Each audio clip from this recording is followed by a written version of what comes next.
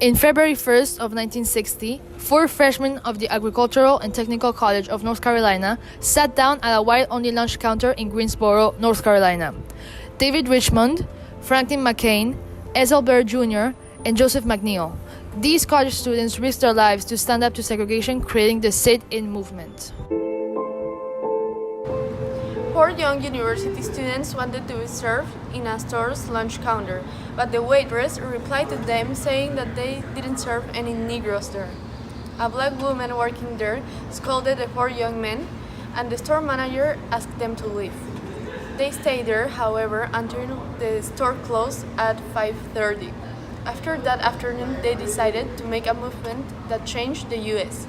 The Greensboro sit-ins ignited a decade of civil rights movements. I was there that day with my friends having some milkshakes when suddenly these four tall Afro-Americans entered the restaurant and sat down in the counter with a very confident attitude. Everyone were looking at them with a contempt. We were like, what in the world is going on here? Those guys were so confident because they believed they had all the right to be here. Even their black server was shocked. She told them to leave, and they didn't. I felt shocked, just as everyone. The manager finally came and told them to leave, but they didn't. This was the beginning of the sit-ins movement against segregation. These young men risked their lives knowing that this could get them in trouble, yet it made them heroes because it was a very racist time where people couldn't tolerate this.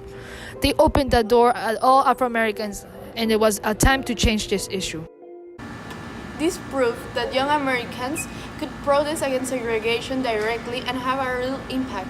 The story spread around the United States in such a little time, it was amazing. These guys are true heroes. These guys deserve this title because they changed history. They encouraged students of their college to join, and they became stronger together. They work as a team. They inspired 9 African American men to protest for their rights. They made another historical protest, which did get them in trouble. They decided to sit down at a lunch counter where only white people were allowed, and they were jailed after this. They had two options: to pay a fine of $100 or serve 30 days hard labor at the New York Country Prison Camp. As brave men, they decided to serve the punishment. They became the first demonstrators to choose to serve jail rather than pay a fine.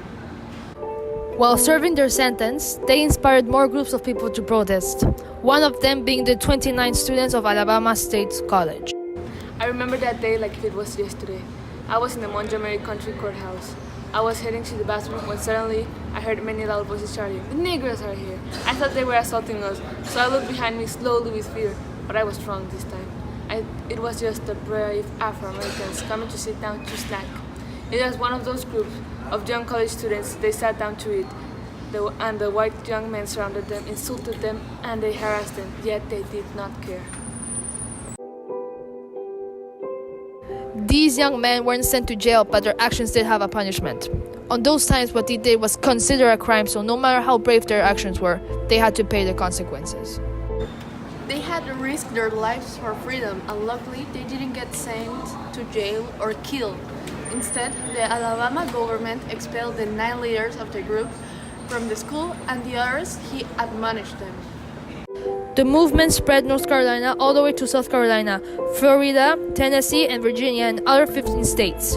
Some white people joined them, yet others disliked them and protested against them, and the racism became bigger.